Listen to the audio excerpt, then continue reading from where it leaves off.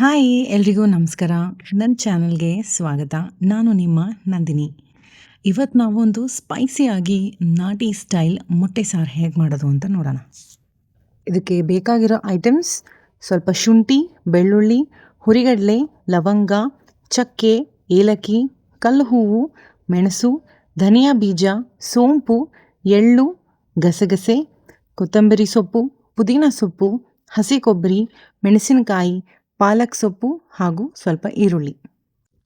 ಮೊದಲಿಗೆ ಒಂದು ಬಾಣಲಿ ತಗೊಂಡು ಅದಕ್ಕೆ ಸ್ವಲ್ಪ ಎಣ್ಣೆ ಹಾಕಿ ನಾವು ಮುಂಚೆನೇ ಹೇಳಿದ್ದ ಎಲ್ಲ ಸಾಮಾನು ಹಾಕ್ಕೊಂಡು ಚೆನ್ನಾಗಿ ಹುರ್ಕೋಬೇಕು. ಶುಂಠಿ ಮತ್ತು ಬೆಳ್ಳುಳ್ಳಿಯ ಹಸಿ ವಾಸನೆ ಹೋಗೋವರೆಗೂ ಇದನ್ನು ಹುರಿಬೇಕು.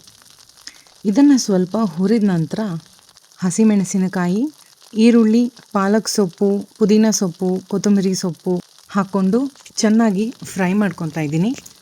ನಾನಿಲ್ಲಿ ಮೆಣಸು ಕೂಡ ಬಳಸ್ತಾ ಇರೋದ್ರಿಂದ 4 ಹಸಿಮೆಣಸಿನ್ಕಾಯಿ ಯೂಸ್ ಮಾಡ್ತಾಯಿದ್ದೀನಿ. ಇದಕ್ಕೆ ಹಸಿಮೆಣಸಿನ್ಕಾಯಿ ಹಾಕಿದ್ರೇ ರುಚಿ, ಖಾರದ ಪುಡಿ ಅಷ್ಟಾಗಿ ಚೆನ್ನಾಗಿರೋದಿಲ್ಲ.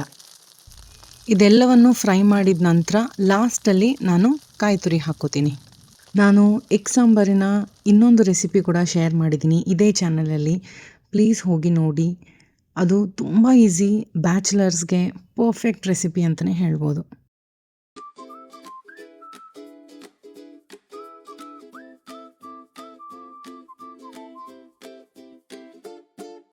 ಈಗ ಇನ್ನೊಂದು ಕಡಾಯಿಗೆ ಸ್ವಲ್ಪ ಎಣ್ಣೆ ಹಾಕ್ಕೊಂಡು ಸಣ್ಣದಾಗಿ ಈರುಳ್ಳಿನ ಹೆಚ್ಕೊಳ್ಳೋಣ. ಇದು ನಿಮಗೆ ಆಪ್ಷನಲ್, ಬೇಕಿದ್ದರೆ ಈರುಳ್ಳಿ ಹಾಕ್ಕೊಳ್ಳಿ, ಇಲ್ಲ ಅಂದರೆ ಪರವಾಗಿಲ್ಲ. ಹಾಗೆ ನಿಮಗೆ ಬೇಕಾದಲ್ಲಿ ಹಸಿ ಕರಿಬೇವಿನ ಸೊಪ್ಪು ಇದ್ದರೂ ಕೂಡ ಹಾಕೋಬೋದು. ತುಂಬ ಒಳ್ಳೆ ರುಚಿ ಕೊಡುತ್ತೆ, ತುಂಬ ಒಳ್ಳೆ ಘಮ ಕೊಡುತ್ತೆ. ಈರುಳ್ಳಿ ಬೆಂದಿದ ನಂತರ ನಾವು ಆಗಲೇ ಹುರ್ಕೊಂಡಿದ್ದ ಎಲ್ಲವನ್ನು ಗ್ರೈಂಡ್ ಮಾಡಿಕೊಂಡು ಸೇರಿಸ್ಕೊಳ್ಳೋಣ. ಇದರ ಕನ್ಸಿಸ್ಟೆನ್ಸಿ ನೀವು ನಿಮಗೆ ತಕ್ಕಂಗೆ ಇಟ್ಕೋಬೋದು. ನಾನು ಇದಕ್ಕೆ ಸ್ವಲ್ಪ ಅರಿಶಿನ, ರುಚಿಗೆ ತಕ್ಕಷ್ಟು ಉಪ್ಪು ಹಾಕಿ ಸ್ವಲ್ಪ ನೀರು ಬೆರೆಸ್ತಾ ಇದ್ದೀನಿ. ಇದು ಗಟ್ಟಿಯಾಗಿರೋದ್ರಿಂದ ನಮಗೆ ಸಾಂಬಾರು ಕನ್ಸಿಸ್ಟೆನ್ಸಿ ಬೇಕು. ಸೊ ನಾನು ಸ್ವಲ್ಪ ನೀರನ್ನ ಕೂಡ ಬೆರೆಸ್ಕೊಂಡು ಚೆನ್ನಾಗಿ ಕುದಿಸ್ಕೋಬೇಕು.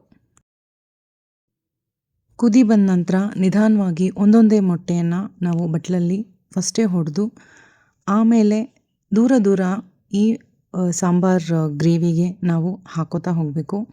ನೆನಪಿರಲಿ, ಗ್ಯಾಸ್ ಫ್ಲೇಮ್ ಮೊಟ್ಟೆ ಹಾಕುವಾಗ ಹೈ ಇರಲಿ, ಯಾಕಂದರೆ ಲೋ ಇದ್ದಾಗ ನೀವು ಮೊಟ್ಟೆ ಹಾಕಿದಾಗ ಮೊಟ್ಟೆ ಮಿಕ್ಸ್ ಆಗೋ ಚಾನ್ಸಸ್ ಇರುತ್ತೆ. ಸೊ ಹೈ ಫ್ಲೇಮ್ ಇಡಿ. ಎಲ್ಲ ಮೊಟ್ಟೆಗಳನ್ನ ಹಾಕಾದಮೇಲೆ ಒಂದು ಪ್ಲೇಟ್ನ ಮುಚ್ಚಿಟ್ಟು ಇದನ್ನು ಮೀಡಿಯಮ್ ಫ್ಲೇಮಲ್ಲಿ 8ರಿಂದ 10 ನಿಮಿಷ ಕುದಿಲಿಕ್ಕೆ ಬಿಡಿ.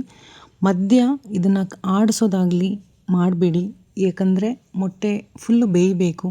ಬೆಂದಿಲ್ಲ ಅಂದಾಗ ಸಾಂಬಾರು ಜೊತೆ ಮಿಕ್ಸ್ ಆಗೋ ಚಾನ್ಸಸ್ ಇರುತ್ತೆ. ಈಗ ಚೆನ್ನಾಗಿ ಬೆಂದು ಕುದಿದ ಮೇಲೆ ಮೊಟ್ಟೆ ಹೀಗಾಗಿರುತ್ತೆ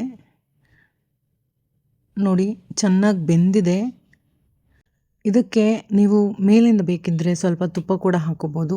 ನಾನು ಇನ್ನೊಂದು ನಿಮಿಷ ಕುದಿಲಿಕ್ಕೆ ಇಡ್ತಾಯಿದ್ದೀನಿ. ಚೆನ್ನಾಗಿ ಕುದ್ದಿದೆ. ನಾವು ಹಾಕಿದ ಎಣ್ಣೆ ಎಲ್ಲ ಕಾರ್ನರ್ಸಲ್ಲಿ ತೇಲ್ತಾ ಇದೆ. ಈಗ ಚೆನ್ನಾಗಿ ಬೆಂದಿರೋ ಸೂಪರ್ ಟೇಸ್ಟಿ, ಸ್ವಲ್ಪ ಖಾರ ಖಾರ ಘಾಟಾಗಿರೋ ಯಮ್ಮಿ ಎಗ್ ಸಾಂಬಾರ್ ನಾಟಿ ಸ್ಟೈಲಲ್ಲಿ ರೆಡಿಯಾಗಿದೆ. ಇದನ್ನು ನೀವು ಚಪಾತಿ ಜೊತೆ ಅಥವಾ ಮುದ್ದೆ ಜೊತೆ ಬೆಸ್ಟ್ ಕಾಂಬಿನೇಷನ್. ರೈಸ್ ಕೂಡ ತಿನ್ಬೋದು, ತುಂಬ ಚೆನ್ನಾಗಿರುತ್ತೆ. ಟ್ರೈ ಮಾಡಿ. ಚಳಿ ಚಳಿ ಇದ್ದಾಗ ಈ ಮೆಣಸು ಘಾಟಿನ ಸಾಂಬಾರು ನಾಲ್ಗೆಗೆ ತುಂಬ ಹಿತ. ಟ್ರೈ ಮಾಡಿ. ನನ್ನ ಕಮೆಂಟ್ ಸೆಕ್ಷನಲ್ಲಿ ಪ್ಲೀಸ್ ತಿಳಿಸಿ ಹೇಗಿತ್ತು ಅಂತ. ಇನ್ನಷ್ಟು ಯಮ್ಮಿ ರೆಸಿಪೀಸ್ಗೆ ನನ್ನ ಚಾನಲ್ನ ಫಾಲೋ ಮಾಡೋದು, ಸಬ್ಸ್ಕ್ರೈಬ್ ಮಾಡೋದು ಮರಿಬೇಡಿ.